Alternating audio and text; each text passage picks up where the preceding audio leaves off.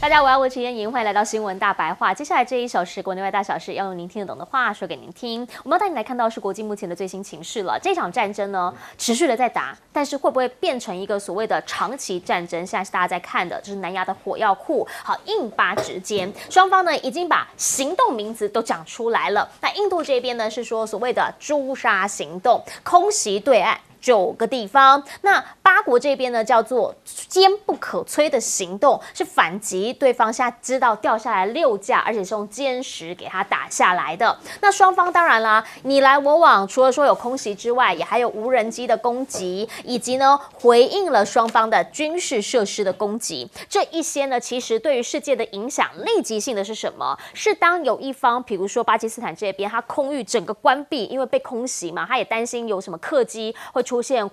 这个所谓的危机事件的时候，所有的飞机就在下面，你去看那个航机图，就在下面那边绕过巴基斯坦这边飞来飞去，飞来飞去。因为呢，它其实会经过欧亚双方的航班，会因此而受到非常非常多的影响。而且呢，巴基斯坦现在的讲法是说呢，他们会发动这个军事行动，会涵盖印度全国各个区域，甚至呢已经打击了他们的飞弹储存设施。那至于呢，在印方这一边，当然也从不示弱，只是本来125架，双方加起来125架的战机，在对峙的时候都没有越过领空，也没有越过雷池一步。但现在传出来的是，巴国的战机呢已经进入了印度的领空。这是巴国军方的消息人士讲的，说呢他们正在对印度的一些包括了古吉拉特邦还有安巴拉等等的地区的空军基地发动空袭，而且呢是已经进到了印度的领空了。好，这一些的内容就让大家担心的是，战事会不会持续的在升温当中，没有办法给它停下来。在无人机的部分呢，其实双方用的是不一样的系统。好，带你来看到是在印度这边，印度这里他们所用的呢是以色列产的。以色列呢，它的这个无人机其实蛮厉害的，世界知名。那至于在巴方这边，它用的是土耳其产的，叫做游骑兵无人机。到底哪一个性能上面比起来比较厉害？等等，我们请专家说给你听。但目前呢，也有人说巴基斯坦是不是因为双方飞来飞去，你来我往嘛，就拿客机当作盾牌，甚至呢以飞弹还有无人机攻击印度。时间点呢是在5月8号到9号，也就是前2天的时间。说呢他们部署了300到400架的无人机，然后直接呢去空袭印度的空军基地，甚至呢他们讲了说，基本上他们是没有关闭领空的，拿民航机来当作盾牌进行攻击，让印度这边想打，但是不敢打。好，可是呢，双方现在打了这几天，要战果出来了。巴基斯坦他们其实举国很关心这个战情，包括了除了打下了6架的西方的战机之外，说过去2天总共是击落了77架的印度无人机。那两边都是算核武国家、永和国家，这打来打去的无人机大战呢，也让大家看到了进入一个新的时代。也就是说呢，第一要精准打击，第二呢，其实都是无人在比数量以及在比战术，还有一个就是整合能力。好，如果是这样的话，到底谁的整合能力会比较好呢？巴基斯坦这一次他们所出动了枭龙战机，所以也摧毁了印度的 S-400防空系统。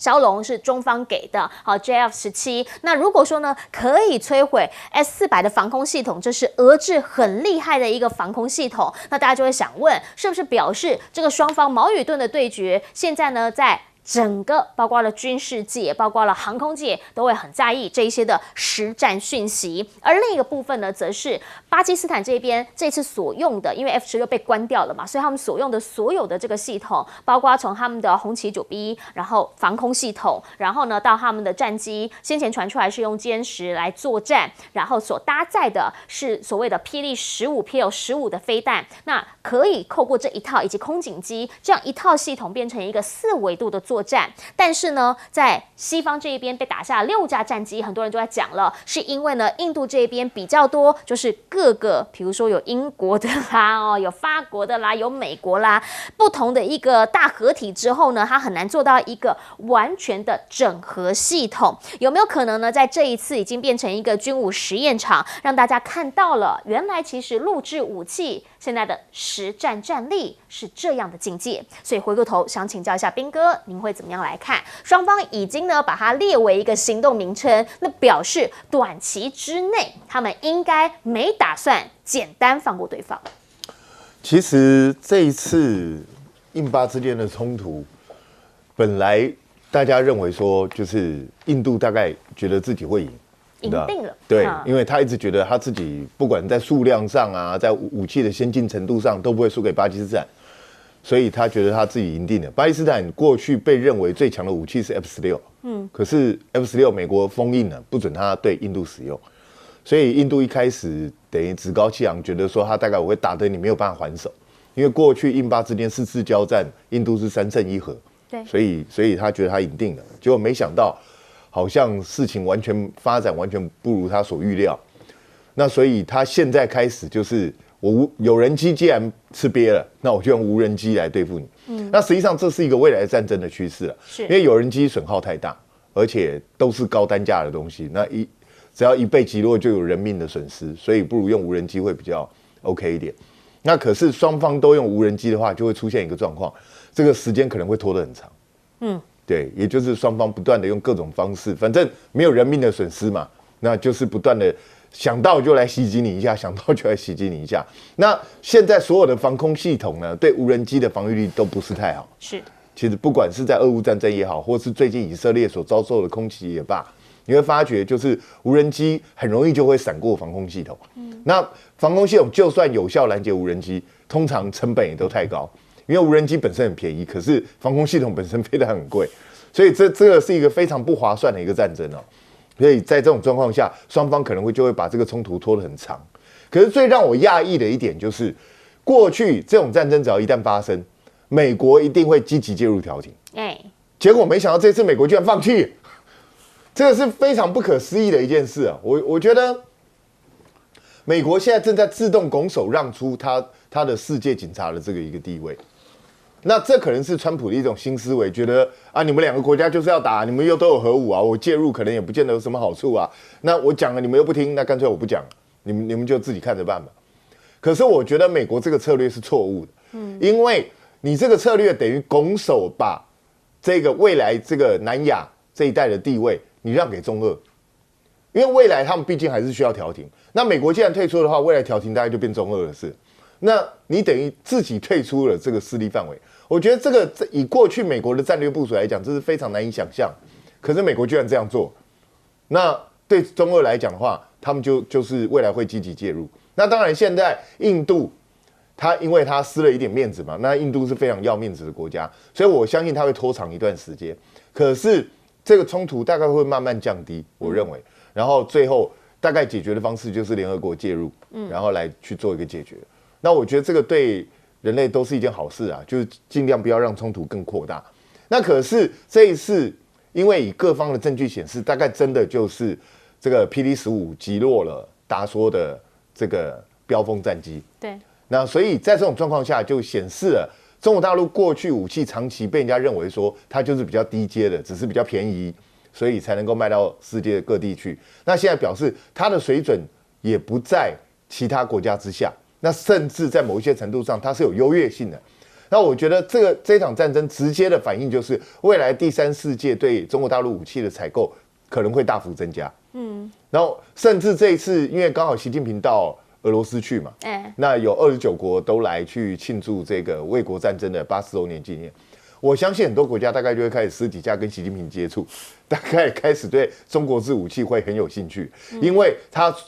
从过去的只是 CP 值很高。现在变成它有实战的记录了。那任何武器都是这样，只要一有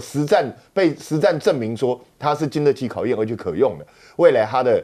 价值都会大幅提升。所以我觉得这个对中国大陆的军工业来讲，当然是一个非常好的消息。可是相对来说，法国军工业大概心里头就很闷了。因为现在达说一直在告诉大家，是印度人不会使用，是印度人自己训练有问题，才会造成这样的一个结果。那我觉得未来大概也只有在靠另外的实战，才能够帮标风扳回一城。所以吴奇奇现在应该很开心了，就是那些钱买红旗买对了这样。但我想请教一下厉将军哦，最主要原因就是因为第一，刚刚我们看到的是骁龙，其实上一波呢，在看到巴基斯坦他们对决的首要第一次的时候，我们讲的是歼10哦，歼10那现在看到了骁龙也起飞了，甚至还打过了 S400。这其实对我们来讲的时候，他就想说哦，原来卖给他的骁龙可能是降规的，但是有办法可以摧毁 S400吗？那现在进入到无人机战争，你怎么样来看两边战力？我想哈，这是这个57印巴空战啊，可以说是一场教科书级的一场空战哈。那现在的空战凸显出来的不是1对1的单打独斗，而是一个整体的作战。那我想说，我用比较简单的方式讲给各位观众来听，好让大家都听得懂。我不要用专业的术语讲。比如说我们现在一起作战哈，这个兵哥他是红旗9。这个指挥官哈，他的雷达可以看很远，可是他的导弹只能打150公里哈。那他在300公里之外，他雷达已经看到敌机了，可是他的飞弹打不了那么远，打不到。那譬如说杨教授哈，杨教授他是后面预警机，那他的雷达也可以看很远，可以看到400多公里以外的敌机，不但可以看得到，他可以引导飞弹去锁定，可是他没有飞弹。好，那我变成战机，我有飞弹，好，可是我不晓得敌机在什么地方，因为我雷达很小啊，大概只能搜索200公里的一个距离，那我不晓得敌机在哪里哈。那比如说我们摄影大哥，他是电战机，他可以去干扰敌机，可是他没有导弹啊，也不晓得敌机在什么地方。好，这时候我们4个人来讲的话，叶颖你是指挥官哈，那我们就有一个叫做Apple 手机有一个叫 AirDrop 的那种功能啊，我马上把我的资讯啪一下一传到你那边去。当然 AirDrop 只能在我们这个室内这样传了，但是它大概就是400-500公里这种空间，它马上传给你。你一看啊，所有资讯，这个我们的电战机在哪里，我们防空雷达在哪里，我们的战机在什么位置，那你马上下命令，这个兵哥，你现在来讲，你负责防卫首都，地面作战，敌人飞机150公里，你就用你的红旗9飞弹打他，然后你将杨教授就跟他讲，你引导这个厉将军的飞机的飞弹，好，你将他飞弹射出去后，你帮忙引导去打中这个印度的这种阵风战机啊，然后他请摄影大哥的电战机，你叫他电战机来讲的话，就实施电子战干扰，将他的这种对方的战机屏幕，而且你会引导他到什么位置去？因为你指挥官，你看到敌人战机在什么位置嘛，你就叫你到那边去，你把你的这个电战系统、电子战来舱打开，让他这个雷达幕上面雪花片片。啊，之后你指挥我，譬如指挥我底下可能譬如说有2个中队哈，第一你就会跟我讲，第一中队你去打这个阵风战机啊，第2中队你去打俄罗斯的苏30战机，就不会说2个人去打一个目标，或者是3个人去打一个，有个目标没人打，所以大家任务全部分配好了，这叫什么？叫打群架，你知道？就是所有东西，那所有的系统，这叫做 link 系统。所以我们几个不管是电战系统、雷达系统、防空系统、战机系统的资讯全部传到你那边，那你可以统一一起来指挥来做任务的分配。这是这场空战为什么这个巴基斯坦哦，它虽然说用歼10比较老旧型的战机可以打败法国的战风战机，那反观印度这时候它的所有武器系统它就没有那个 link。我讲明了，就是没有那个 link。为什么没有那个 link 呢？它譬如它的雷达是以色列制造的，它的战机是法国制造的阵风战机哦，然后它的这个防空武器或者是其他的飞机是俄罗斯制造的啊，这个它的防空飞弹是俄罗斯制造。那这些系统，它如果说没有办法整合在一起，其实也不可能整合在一起，因为各个国家发展它的武器来讲的话，它一定有自己的独门的诀窍嘛，哈，这我一定不会分享给别人，尤其是说里面一些细节晶片来讲，不会分给别人。所以我认为这场战争就是代表未来空中作战的一个这个教科书模式的作战，那绝对跟以前所谓2次世界大战我们印象中，或者是我们看这个捍卫战士汤姆克鲁斯在空中这个狗斗那种场面大概就不会出现，因为双方距离在160公里之外哈，所有导弹发射完以后就射后不理，就各自回到各自阵地。但这场战争我们看到今天继续在打，我跟你讲哈，我预测，而且我认为说巴基斯坦一定会乘胜追击，将所有制空权全部夺取来，夺取完之后，他紧接着就会发动地面作战，然后将克什米尔这个地区，如果说是整个夺回来，然后才能够掌握到他尔后自己的用水权，所以莫迪准备下台了。如果是这样的话，那就真的是另一个战场了。来，永明老师，战场就是这么残酷，这么现实啊！假如说我打赢的话，我为什么不乘胜追击？我留一口气给你，你活回来怎么办？我一定打到你喘不出气来。所以你后续来看，你不要管他们政客讲什么话，你看军队这时候在做什么动作，就一直不停的在打。是，来，永明老师，那我就来当政客讲话。巴基斯坦过去这24小时，不只是说双方这个无人机相互的交火，那飞弹相互的这个就是对射，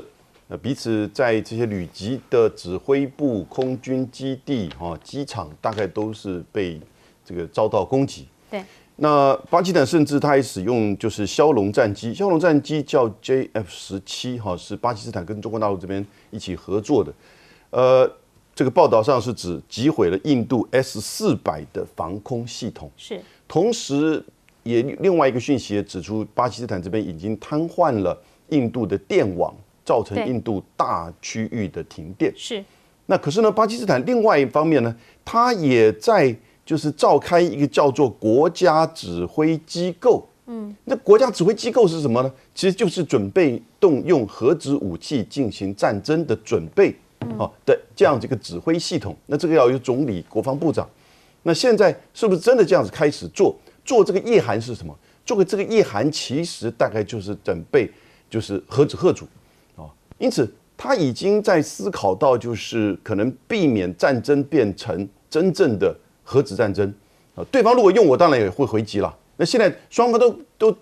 这个在过去都强调不会使用第一级，所以呢，某种程度的核子贺主一直都是过去连续多少次印巴战争到克什米尔冲突的最后的一个就是防线，也就是贺主线，也是双方没有再扩大，那都大概到了一个情势之后就是降温。但这一次跟过去不管是3次印巴战争，还是上一次的2019，那规模都要大得多得多了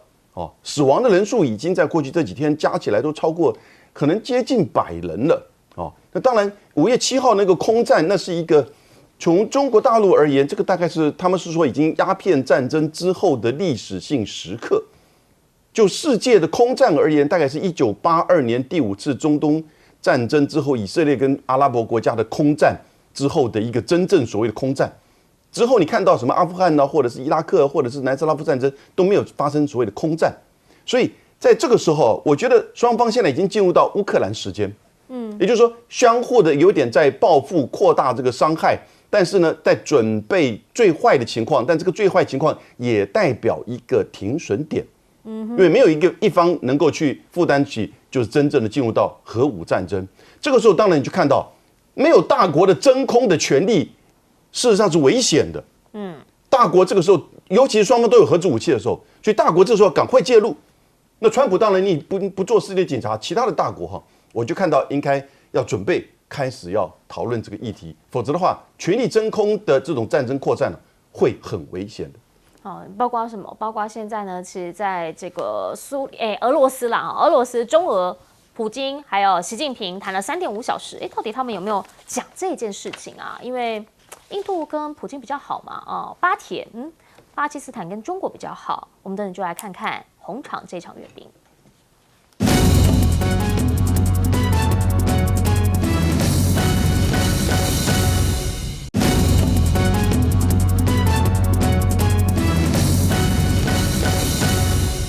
好，我们讲到了昨天呢，看到习近平还有普京2个人一起坐在红场干嘛？阅兵啊！主要呢，当然还是庆祝这所谓的欧战胜利啦。红场胜利日阅兵，说雅尔萨斯导弹等大批的武器通通亮相，军事迷呢是看得懂的人看得很开心，还有象征之一的 T-34的战机也来了，然后呢，重型的喷火系统也来了，现场呢还有锦葵轮式自走榴弹炮，好，这一些通通都是昨天在红场阅兵的一个重头戏。除此之外，每一次的阅兵除了要看战车、战机、飞弹、导弹之外，最重要的当然就是空中了。中场的时候呢，看到了苏凯25的攻击机飞越了克里姆林宫，还有圣瓦西里大教堂，然后在莫斯科的上空呢，画出了俄罗斯国旗白、蓝、红3个色彩，为阅兵仪式画下句点。这一次的阅兵到底哪里特别？除了说呢，习近平本人坐在这个看台上面，你看跟普京两个人交头接耳聊聊天之外，还有一个就是解放军这一次也来驻场。好，同时呢，你来看看这个画面，这个呢是他们的解放军仪仗司礼大队高唱着游击队之歌，以及呢跟他们俄罗斯的少年军方队一起合唱歌曲。那你就可以看得出来，中俄之间的情谊大概就是您所看到的画面这样一般融合。这一次普京在阅兵的演讲当中，当然啦，习近平都来了，一定要对不对？给人家多说个几句话，所以呢，特别提到了中国，说他高度评价盟军，还有勇敢的中国人民要为共同斗争所做的贡献来努力。那么这一场呢，大家说他们两个人其实很好。那美国呢？川普没落下，他透过幕僚来跟普京作为祝贺，只是中俄这么样的近，大家也要问是不是逆季星级了？原因是因为呢，先前季星级的想法就是联中制苏，也就是联中制俄嘛。那如果两边很近的话，那之后会是什么样的关系呢？到底中俄之间叫无上限，还是叫走钢丝？毕竟啊，其实在俄乌战之前，莫斯科这边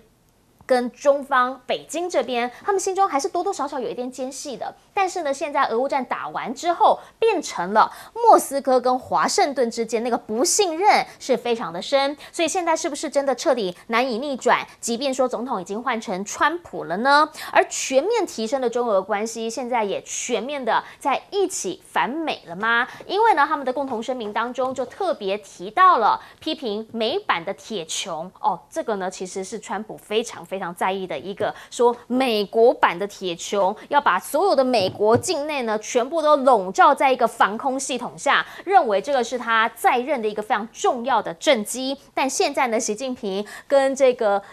泽伦斯基呢，跟这个普京呢，两个人已经直接的说，这个东西呢会破坏到区域的稳定。同时，这一次大家也要问的是，他们谈了3.5个小时，应该会谈到俄乌战吧？俄乌战这边呢，最新的进度是美国、欧洲希望能够没有条件的休战30天，不然就要祭出新的制裁了。而川普呢是希望中方来帮忙协调俄乌停战。好，这个部分呢，他的讲法是，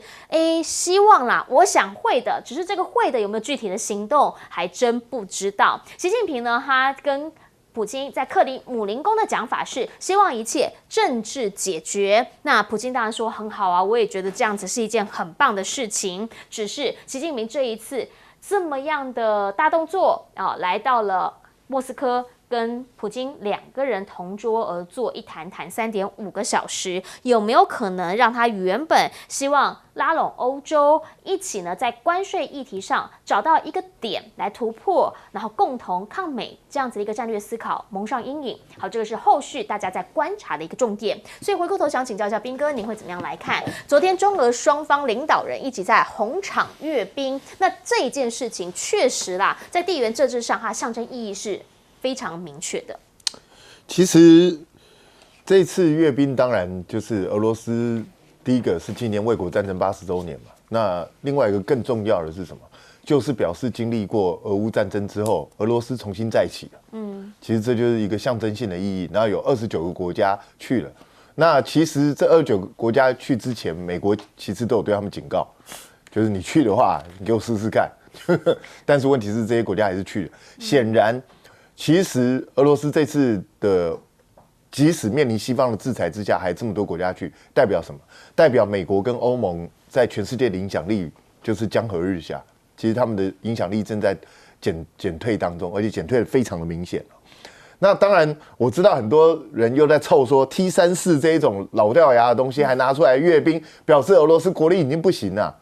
你们真的是不懂历史，就不要出来胡扯，好不好？T-34在当年是一个划时代的象征性意义，因为第一个它是全世界第一个斜板，它的前装甲是斜式的，它可以大幅节省空间，不需要那么重的重量，可是防弹效果还特别好。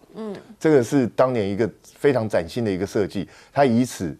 象征的它在整个对抗德国的战争中扭转形势的一个局面，所以这是有纪念意义的东西，不是像你们想的这样，不是老古董故意拿出来。那再来，我必须说，俄罗斯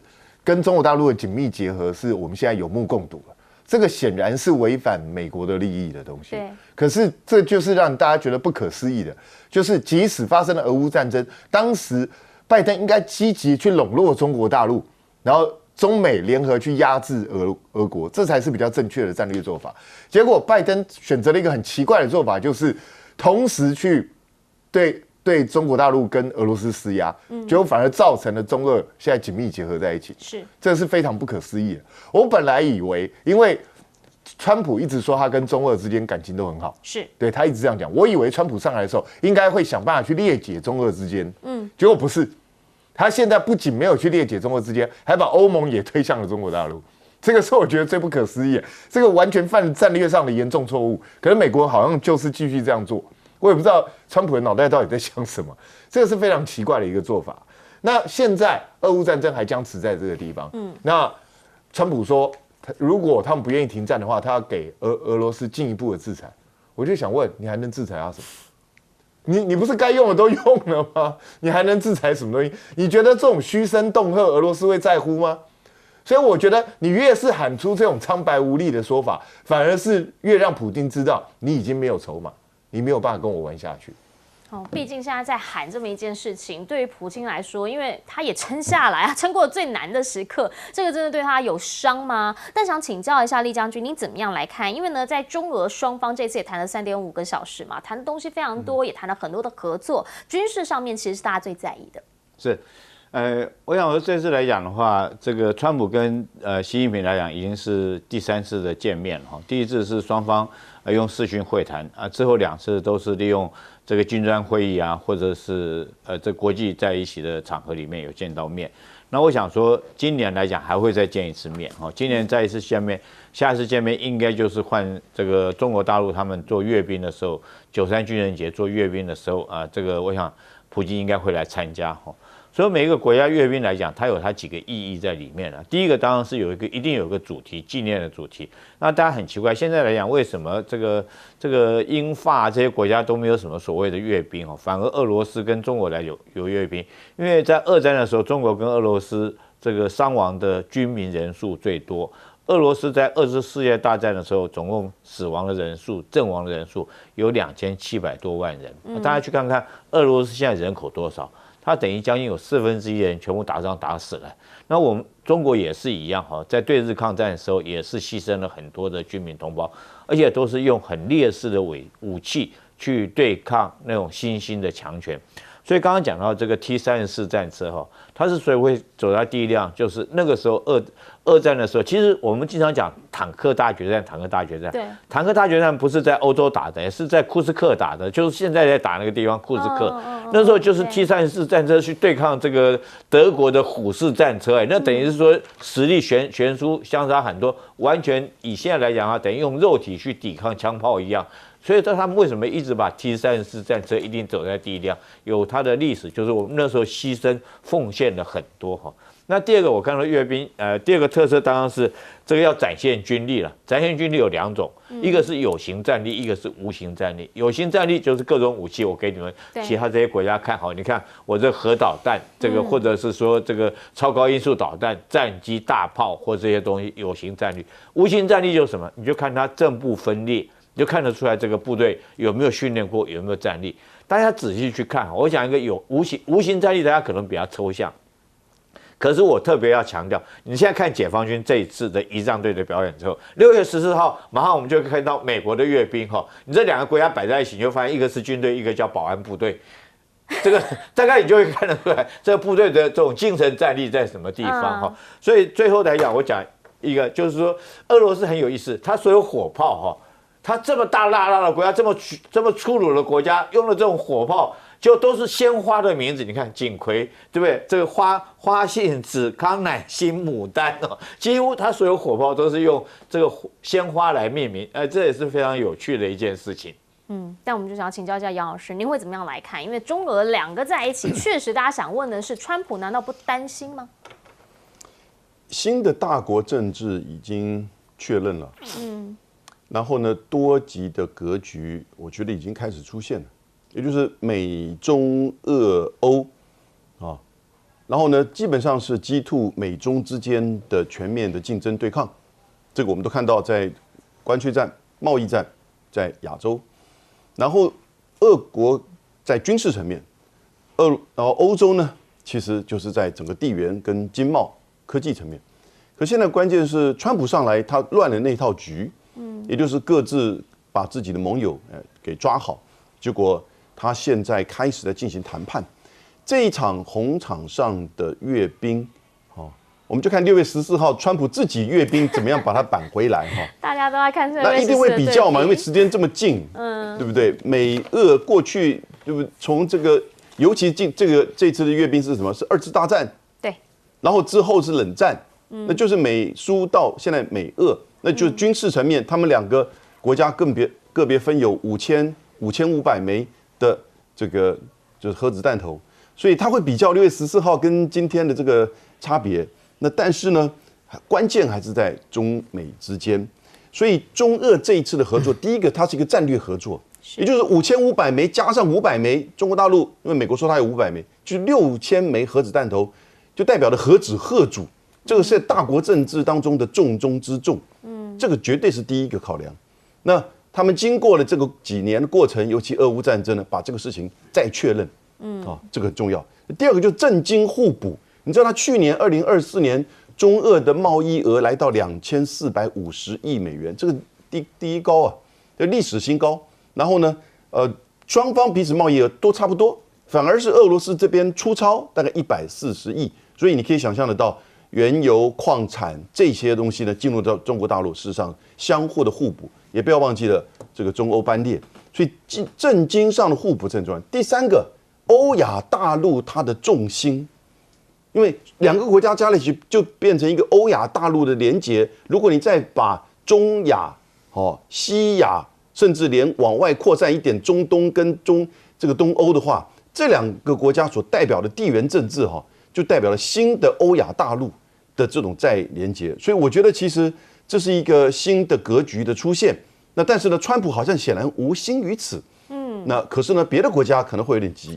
我猜大概一些他的盟邦国家会比较加速跟他们跟美国在谈贸易协议的进展吧。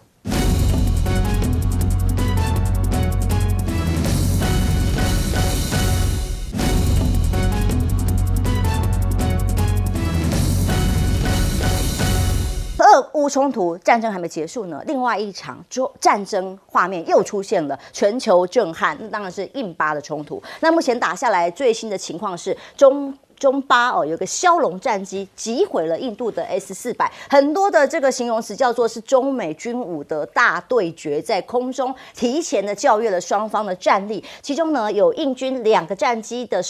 这个战机师被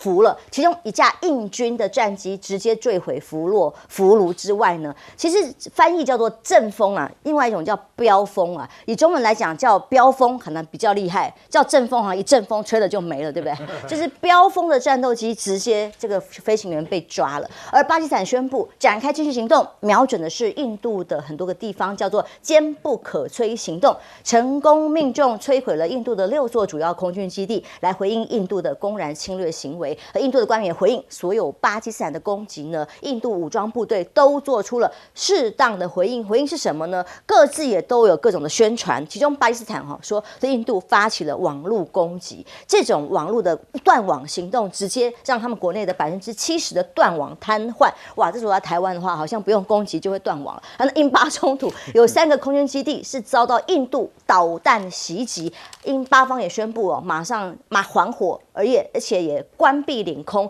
造成了很多航空班次都受到了冲击。巴基斯坦的新闻宣传的部门部长说，印度飞弹已经被巴基斯坦的空中防御系统成功的拦截。巴基斯坦宣称摧毁了77架的印度无人机，就100多架的空中战斗机的缠斗，哇，那个很多人在形容是前所未见，这几10年来第一次看到这种空力战力的这种对决。那个巴基斯坦的空军发言人，他这段谈话非常有意思，他直接像我们政论节目一样，把整个背板拿出来，告诉大家6架飞机我们哪里被发现，哪里歼灭的。听听他的谈话。Broad guideline that the Pakistan Air Force air defense system is pretty capable of handling high speed long-range vectors, even hypersonic weapons. So this should be pretty comforting to everybody inside Pakistan. 这就是它的背板，它谈完了是他们的这个高速远程导弹如何锁定的过程。这6架飞机在怎么歼灭的情况之下，只要一被系统给锁定之后，就可以立刻发动了各种的高速远程导弹打下来，直到他们在光点上消失了为止。他们的解释在这种形容词叫做战果的证据，更是表示预警机加雷达的精准掌握，才能够有这种电子身份被标记的过程，同时更展现了这个新一代的这个战争模式啊。除了空中的战力无人机之外，另外一种叫做重点的差距，不是飞机，不是飞弹，是空情保障能力吗？或者是对于资讯掌握战才是决胜的关键。其中空军损害了被打下了5台战机啦因为这个是印度过去的飞机一直都形容非常很厉害的他们是不是真的尽力了？这个形容词比整体上空中进攻的2019年两国冲突的时候，大家说好了有进步了啦哈。但不同的地方是哪里呢？这次面对巴基斯坦引用的这个预警机引擎歼十的系统，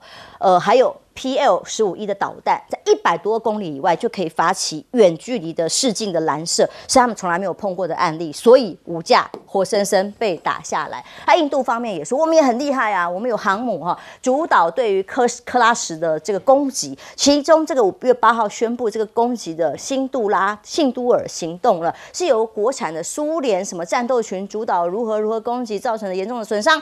结果后来发现，这个地方这个画面通通是假的。那包括了克拉什这个民众在网络上的反驳说，这里没有受到攻击啊，怎么回事？所以我们还是形容飙风好了啊，翻译阵风还是弱了一点。飙风战机是不是真的优于中国歼20？这是过去曾经印度官方讲过的话，声称呢飙风是第4.5代的战机。那中国的所谓的歼20是第5代战机，可是飙风绝对有足够能力对抗，可是这次被打下来是歼10就把它打下来了，所以直接战力就一目了然。那4代机打下来的所谓的飙风系列，对于印度来讲，可能也是重大的面子上的挫伤。将军，你想想看嘛，飙风战机在中国大陆的先进机种里面排名到第4、第5，这上面歼20、歼16、歼35，下面才歼10，对不对？那排名第4的把你欧洲排名第1的飙风打下来，这是一个很惊人的战果。但这个问题是不是飙风太差？不是，这场仗输的不是飙风，飙风是被击落的，输在哪里呢？作战系统的问题。等一下我慢慢讲。这次空战最特殊的。两国的飞机出动这么多，将近100多架，就是双方都有机群啊，不是一架。是这个机群都在自己国境内飞，为什么？以前有过飞行员被对方俘虏，被拿来做大宣传啊，这是不愿意空军被击落的时候掉到人家的领土里面。第二个，现在双方都有4距外射击的飞弹，空对空的飞弹。以前呢，大家看电影都是 dogfight， 2架飞机追来打去。现在的飞机都有4距外，200公里、300公里就能够攻击你了。对，所以现在的空战可能双方的飞行员都没看到对方的飞机，就开打了。那这次战果通常都是虚报的，像印度除了会吹牛，还会骗人。所以这航母的一个战果，结果是一个假的照片。好。印度空军被击落5架还是6架？他不承认。结果巴基斯坦把荧幕上的光点拿出来看，荧幕我知道，我们也看过雷达。雷达的光点，自己的飞机有自我识别器，就是表示我是印度的飞机，或者我是巴基斯坦飞机，它有识别信号。所以这个光点是代表巴基斯坦的飞机。另外一个没有显示的就是印度的空军。当双方一接触，对方的光点消失了。因为这个光点可以标示出你的高度，你像我们那个飞机失事啊，塔台都知道，因为你的突然从3000尺、5000尺下来不见了，所以这个已经巴基斯坦可以拿来当战果，对不对？那另外很多方面，有的空照里面看到残骸什么的也是战果。第二个，为什么飙风会输？飙风是目前欧洲要从整个欧洲军备里面首先考虑要买的飞机。那飞机本身不差，但是你要说比得过歼20，那也夸大。你毕竟是4代半，歼20是5代，而且中国还有6代，对不对？所以标风只能说是4代半里面很优秀的战机。照理讲，像这个歼10C应该等次还比它差一点，但这个仗为什么有这个胜负呢？因为这个仗不是飞机打的，是巴基斯坦利用中共给他的红旗9防空飞弹放在边境上，红旗9的这个雷达搜索面很宽，那很早就获得敌方空军的资料，你的高度是多少，飞行的航迹什么，然后由红旗9把这个链路的讯号给了巴基斯坦的空中预警机，空中预警机就把这个资料分给巴基斯坦所有的空军，敌人的飞机在哪里，经纬度在哪里，高度是多少，航速多少，这些给了巴基斯坦的这个标风战机，这个歼10C呢，他就拿出霹雳15，霹雳15的射程很长，超过标风战机的射距，所以他在很远的地方就把标风给干下来了。那标风为什么会输呢？因为标风并没有跟印度其他空军有 link 联络啊。你看啊，印度的飞机里面包含有苏凯，包含有米格，包含有 F16，包含有标风，还加上它的光辉，5种不同系统的战机。飞机啊，要靠什么东西来 link 来连的？比如说我以台湾的经验，我们的 IDF， 我们的 F16都是跟美国同用的 Link 16，换句话说，信息可以互相传，快速的交换。可是你买来的幻象就不行了。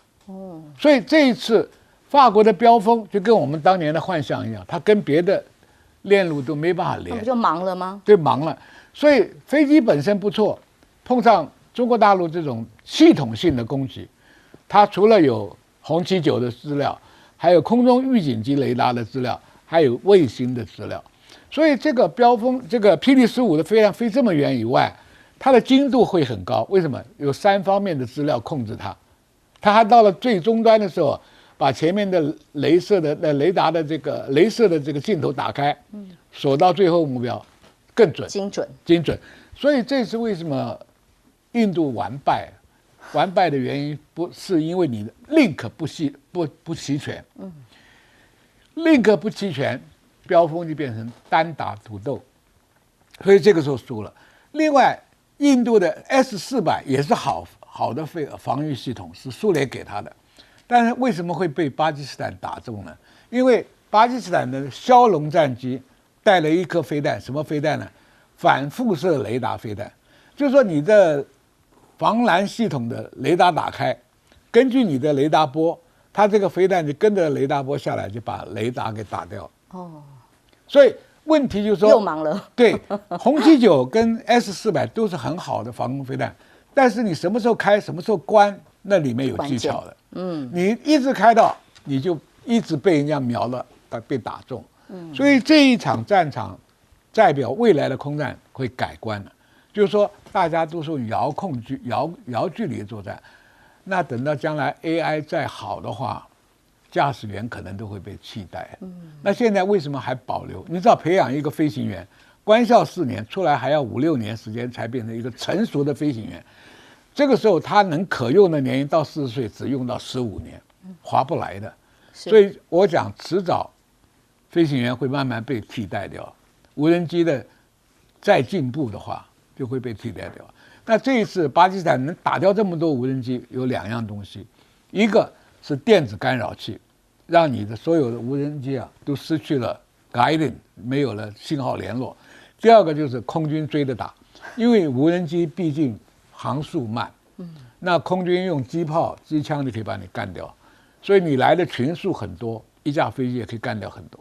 所以这场战争大概基本上的结构就是这样。是这样，燕老师哦，现在印巴的冲突，我们不知道各国都想要参与调停，但现在看起来战事还在扩大当中，没有要停的意思。怎么看接下来的冲突发展？ OK， 这个要停真的有点困难哈。我先讲一下，我本人的眼睛非常好，从小就想考空军官校，所以我是空军子弟啊，在空军眷村长大的，当然有非常多飞行的这个邻居朋友。那么小时候看了一部就小学的书，我以为我看到小学课本叫0:6:6:0嘛，《笕桥英烈传》高志航，那我崇拜的对象啊。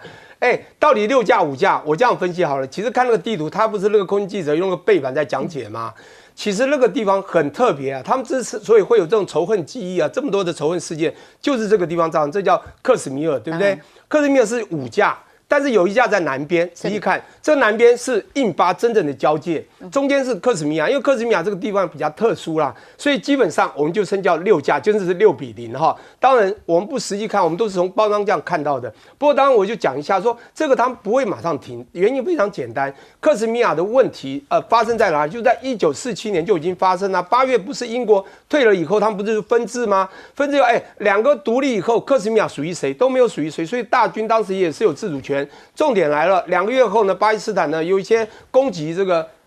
克什米亚那边，结果大军就说，哎呀，他要让给了印度。结果这时候重点是人民是不是完全要让？不是说大军说了算，他有60%人几乎都不愿意，所以人民的意愿还有宗教的问题，里面穆斯林的人非常多，他也是靠近巴基斯坦，这也非常多。当然，在一阵子打来就打到了49年，当他们停火了，虽然停了16年，从1949年到1965年之后，又开始不断的来来去去，尤其在2019年，尤其又到现在更激烈。这个仇恨记忆太多，你觉得他们会马上停吗？当然就会不会停了哈。当然，我觉得比较好笑的是，记得我好像听到川普一开始说，我又要出手了，我要来救他们，我要请他们停火。后来发觉他又冷眼旁观，原因很简单，因为川普发现他俄乌也停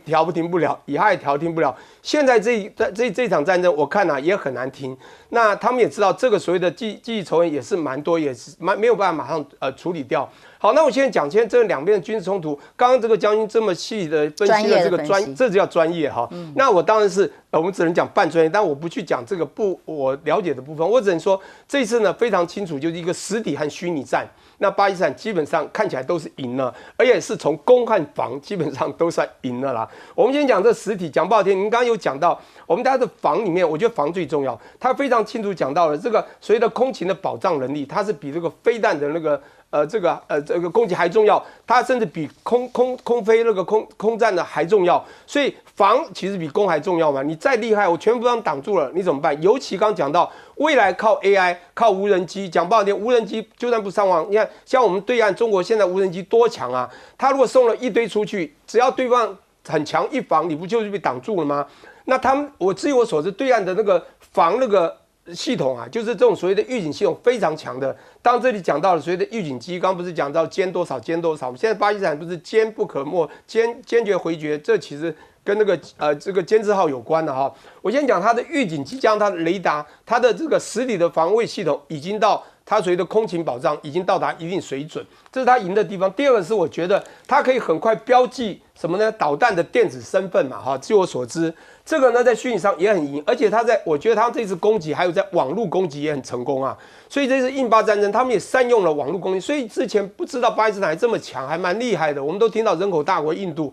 这才发觉巴基斯坦当然背后当然有这个一些有力的力量去支持它了。但我们看到了它在防御系统、网络攻击也已经做到了一定的水准。大钟老师这个时间点开打是在 Vance。美国副总统 Vance 去访问完印度之后打的而尤其是当时大家都以为印度会是美国签下来的第一个关税的第一个国家，就搞了半天，最后关税没有成功还先打起来。当然也有人说，难道他是为了不想要跟美国签这个协议，所以用这个方式来吗？显然是有更多的恩怨情仇在里头，所以要调停也更不容易。其实那个副总统范斯第一时间已经讲说，这印巴冲突跟美国没有太大关系，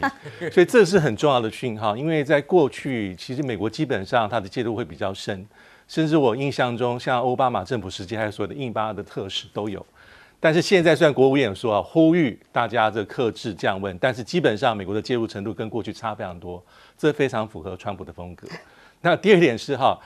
我也很同意，因为克什米尔问题就是印巴这个冲突的核心关键。我们看历史上有3次叫做战争的，47年、1961、1947、1965和1971，这3次叫做印巴战争。那其他就叫做冲突。最近一次是2019年，跟这次比较像。2019年比这次延长的更久一些，而且2019年不只是空中，还有地面上的炮击。那这一次哪时候可以结束还不晓得。但我刚看那个新闻，其实非常有趣。现在印巴双方，我的感觉是会各自宣称胜利，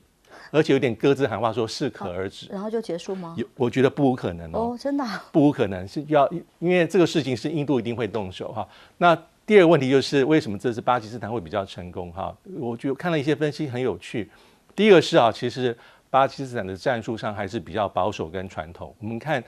第一个是他说要发动报复的时候，其实当时对不起印度啦，印度其实精锐进出，杀手锏包括什么类似像这个暴风之眼这种巡弋飞弹，包括这个所谓的这个布拉莫斯这种长程的这种超音速飞弹，还有像是这个所谓的一些铁锤的高精准的导引炸弹，第一时间都用了。但是它用的对象是哪里？用对象是这个巴基斯坦控制的克什米尔地区的极端分子恐怖组织的据点设施。它并没有打什么，并没有打这个所谓的这个巴基斯坦的这个防空设施，还有在边界巡弋的战机，他其实并没有这样做。所以他是打的是什么？就是说我要符合比例的攻击，我也不想要一开始让冲突快速的升高，但是这是给巴基斯坦可乘之机。那第二点是因为这次的报复，印度的报复早就大家心知肚明，因为莫迪讲过好几次，天涯海角要追凶到底，所以巴基斯坦是严阵以待，而且还有2019年空战的经验，其实巴基斯坦是早就准备好在那边要动手，所以这是他的第二个契机。第三个讲到这个枭龙枭龙还是可能有点低估它，因为枭龙是2003年才这个量产，2007年交付给巴基斯坦，全世界最大的使用国枭龙基本上是给巴基斯坦使用，大概有180架到190架。那这一次因为刚刚讲的这个所谓的这个标风战机，所以标风战机一般来讲，对印度的民心来说，有点是自己的认为是比较大的一个骄傲，它的性能应该是非常强，而且标风是全世界这个标风战机大概有出口大概300多架。但是这一次是什么？可能不好卖。对，就像将军所讲的，其实它是打整体的防空战，还有体系的战争。最重要一点是，其实这次巴基斯坦胜利跟它的预警机有关，它在后面做协同导引，所以让这个所谓的这个印度的战机吃掉苦头，不管是5架或6架，所以这一次是又一次巴基斯坦的胜利。好，接下来看看，当然美中对抗喽，美中的谈判终于登场，就在今天、明天2天，瑞士登场。就在双方谈判代表开始谈话之前呢，川普又发文了。《纽约时报》先报道说，已经把川普的底线预计是50%提出来嘛，结果他发文的是说，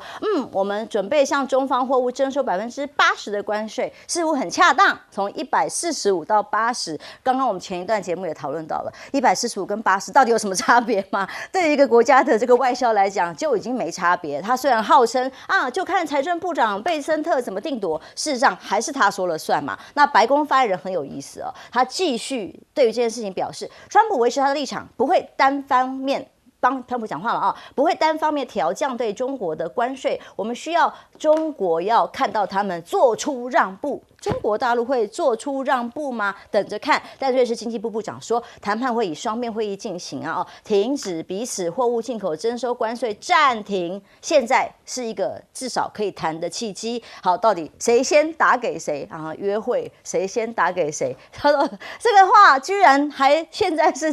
变成一个笑话了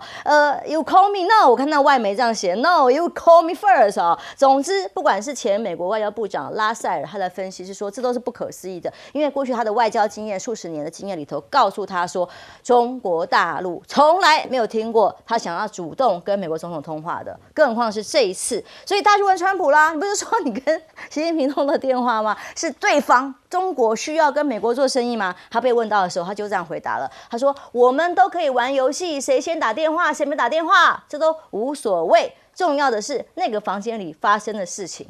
表示都已经说是他先打了嘛，我的解读是如此的。但面子问题对川普最重要，但对于国家来讲，面子真的那么重要吗？重要是实质的利益喽。这场谈判有各种内幕的分析哦，说川普追求的是一个宏大的经济协议，要拿诺贝尔和平奖的啦，这是他的白金这种形容词。巨额的交易是他的经济版图，而大陆手上的主导权相对的比较大，所以不像川普这么急吗？各种的筹码在手上被形容，但派谁去也是关键。路透社发现，最高安全官员到瑞士参加中美谈判，其实公安呐。公安的部长王小洪去到这里，就说警察局长跟你谈就可以了，没有啦。意思就是说，显然芬太尼毒品的问题会是重要的问题。川普想要大谈关税，全部让利，可是显然在中国大陆的部分说，我们就事论事谈，先谈毒品嘛，你不是说你为这个理由来开启关税大战的吗？所以中美谈判前夕，中媒的部分是说同意接触的原因做了一些分析，3个考虑：全球期待、中方利益、美国业界跟消费者的呼吁。所以在这个正面迎战当中，习近平的被形容分析决心已定，尤其光是稀土矿税这一点、矿物这一点的出口就已经达到了痛处。这也是川普为什么有一部分让步的很重要的关键。当这个稀土重要的资源没有的时候，包括手机啊、重要的电子产品啊都会出问题，所以才会第一个时间就把所谓电子产品、智慧手机的进口网开一面啊，或者是说美国赶快被迫说请求中国赶快取消稀土限制，这个战略显然算是中国打到了痛点吗？那还有春江水暖谁先知？中美谈判到底这2天谈判会有什么好结果？其实很难乐观。可是呢，这些业者，中国的船运代理商，发现蠢蠢欲动，已经恢复购买货柜舱位来装前往美国的货物，看起来非常有信心。出口商都说准备在未来几个礼拜之内就要重新向美国发货哦。那以美国的超市大的卖场沃尔玛来讲，它的纺织品采购积极的转单印度，是为了要避险吗？没办法关税这么高，扛不住所以改到了印度之后，发生的问题是什么？劳动力短缺，产能规模偏小，成本偏高，简单来讲就是不划算。当印度的这个替代市场接不下来的时候，转单潮恐怕没有办法控制接替中国大陆的产品线，所以像 NVIDIA 来讲，计划7月就要帮中国推降级版的 H20的晶片，因应美国各种出口限制。可是我觉得黄仁辉NVIDIA 在这个川普的影响里头，看起来是相当有影响力的，以至于这一连串的政策里，对这几个科技产业都有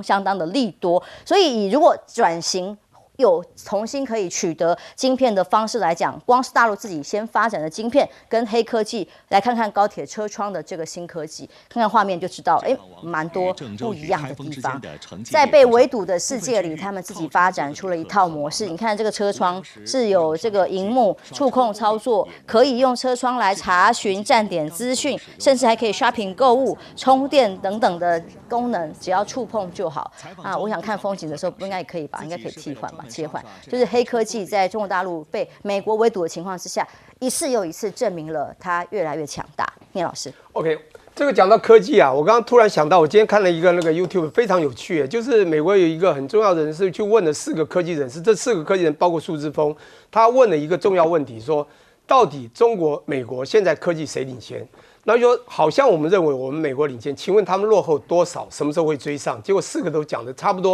因为他们在美国回答，当然都说美国还是领先，但微微领先，基本上转个头就是中国。但是又从某些角度，像你刚刚看到车窗就可以点阅这个，在美国真的是做不到。就跟基建，当时美国这个所以不管什么交通工具，这个交通这个地都做得很好，可是你没有想到，中国从2004开始提速以后，它的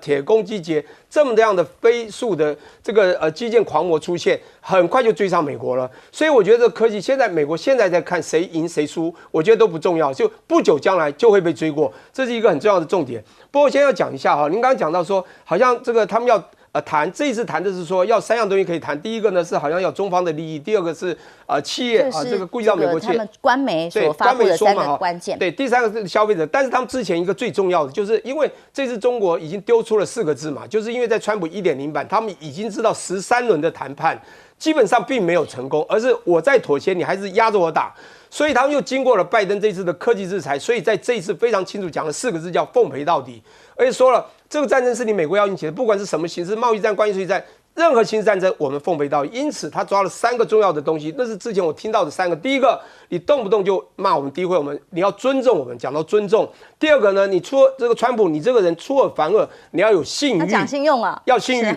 第3很重要，我们的政策随便就影响我们，要让我们自主。当然，这自主包括解放台湾，所以这个他讲这个很重要。然后再讲筹码部分，他这次为什么那么有底气？你说陆握到了主导权吗？不急吗？我跟你讲有原因。第一个，你看他招式多少，一开始好像那个抛债，好，我们不管抛多少债。第二个，波音事件，你知道，波音事件你要转单转到印度，他还给你一样洗产地，他学美国 like for like 以牙还牙洗产地啊。那个韩国一样，韩国你要对美国示好没关系，洗产地就是第3招了，稀土矿产。那个北约讲好了，只要已经分析清楚了，未来所有的军事科技的高端的矿产里面12项，中国握有7项，尤其稀土这个，所有那么高机密的军事东西的，它的这个加工率9成呢，它的稀土握在控制7成多。我跟你讲，这时候他帮你美国洗产，你美国很多高端，你说你要再进步，就算你现在领先，未来就只有落后的份。最后现在最近又搞了一个大豆事件，大家也知道，全世界38%巴西出产，好31%，我以前为你友好，跟你美国31%，现在呢我转单到巴西，你看最近这个美国卖大豆的多产，卖玉米的多产，所以我觉得他一再握到了筹码。好，我们今天讲很有趣的，就是美国其实急着谈得不得了，中国也很想谈，但中国要有一个条件，我刚讲1、2、3嘛，尊重好这个信誉和自主。又握到了筹码，开始有主导权了。这时候我很想跟你谈，请你做到我可能想要的，我觉得这个非常重要。然后李维特是什么？一个小女孩，27岁，动不动都讲川普的话，那就是讲小孩子的话。可是你会发现，川普像小孩子，他说我们不再玩游戏，就算我们玩游戏，不管你打给我，打给你都一样。他不是这样讲吗？这个叫 play game。然后不管怎么说，我觉得这是小孩子的玩游戏，而且他们现在从美国丢出的话都是这样哦，中国应开放市场 ，you should。第二个呢，seems 好像80% 刚刚好，这个数字真的不重要。我讲50以上、60以上都不重要，100多都不重要。从经济角度，你再多，你只要50以上都不要活，全部都挂掉了。就是什么58多，川普到底是学什么？我不知道，他是做生意的人，是商人，但他不懂经济学。我先讲一下，他用的 seems 好像应该，这都是他们喊出的认定，中国不会认的。好，所以将军怎么看？2个人面子先搁一边，好吧？谁跟谁先打不知道，要谈得出来吗？你讲80%还有什么好谈的？真的没有好谈。我要是习近平，也用2个字 bullshit， 根本没得谈的嘛。跟120一样嘛。这145、200、300，超过10%以上就没有赚的嘛。真的。所以这次是贝森特去蹭的。何立辉到瑞士是谈别的事情的，他们都是刚好顺便在这里碰到了，来蹭啊，蹭什么？表示说中美要谈，你知道吧？那川普已经怂了啦，他有些已经放水了，晶片也放水了，有小东西放水了，因为他最怕的是什么？所有的超市里面是空架子，没东西可买，这个就对民心产生很大的刺激啊。台湾我们都记得有一次卫生纸抢购。每个人都慌啊！我上厕所拿手指头吗？对不对？你不要看这些小东西啊，是有感的制裁。你不要看辉达的晶片，一张晶片10几万美金、20万美金，老百姓没感觉，我家从来不会买啊。我买的是柴米油盐酱醋茶的东西啊。所以这个问题，川普在一直不断的放话。我觉得何立辉跟这个贝森特是没什么东西好谈的，绝对没什么好谈的。所以这个问题啊，川普这个人也真是不要脸。哎呀，10天以来已经有11次电话，你有本事公布1次电话录音就听到了嘛？大家习近平的声音大家听过吧？对不对？所以这个问题啊，美国现在自己里外不是人。为什么这次公安局长会去呢？芬太尼本来就是一种止痛药，被美国扣上是毒品。只是因为美国的老百姓看不起病，他的健保制度跟台湾差很远，他宁可去买止痛药，吃久了就上瘾，上完瘾以后就跟鸦片一样，人就变成半僵尸。这个问题是你美国自己的处方签开的是不是太腐烂？你医生要管知道的话，没有这么多芬太尼会流到市场上。你跟台湾你现在吃抗生素，不是你想买就有的，这要管制的。所以这次去给你点颜色看看，就是说我警察局会讲，哎，我们会管制走私的芬太尼，大概会有这么一点承诺。其他的大项的东西，这一次根本谈不出玩意来。只是川普因为在全世界的关税谈判都遭到迟缓，而迟缓的最大的原因是中国站出头来，我硬干到底，让很多国家有底气了。川普在急了，打蛇打七寸，擒贼要擒王，我非要跟中国达成某些协议，这才是川普急得上吊的东西。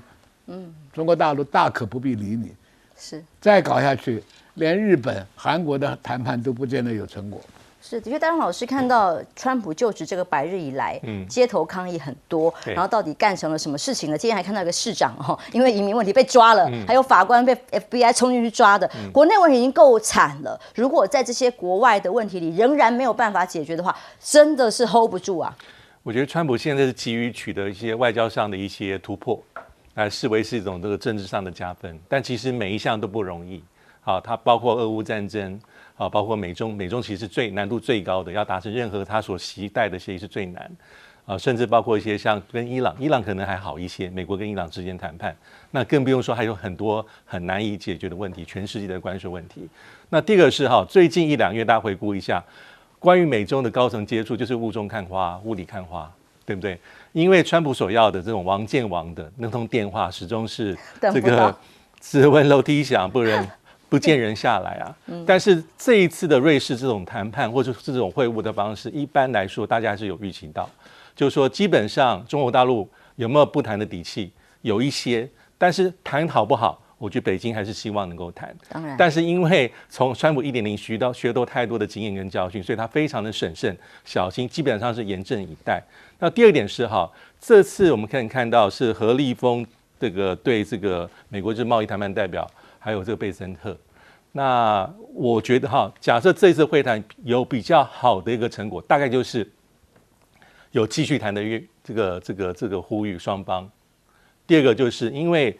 芬太尼这个事情是，我觉得相对来说是比较没那么复杂，容易解决的。所以北京把这个球放出去，基本上是假设来测试一个基本的诚意，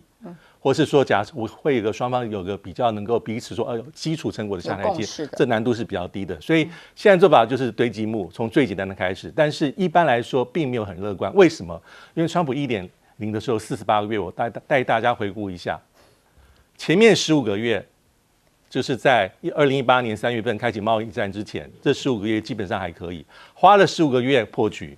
那从2018年5月份，就是7年前的现在开始，刚刚聂老师所讲到的第一阶段贸易谈判，谈了多久？18个月，13个回合，最后是在2020年1月在白宫留荷区签署第一阶段谈判协议。这时候川普的任期已经花了3/4。那2020年一开始疫情，这整个基本上无法实现。那这个就是对中国大陆来说一个非常惨痛的教训，搞了老半天的东西，但是美中关系基本上是无解的，这结构性的问题会大过于这些比较技术性的谈判的成果。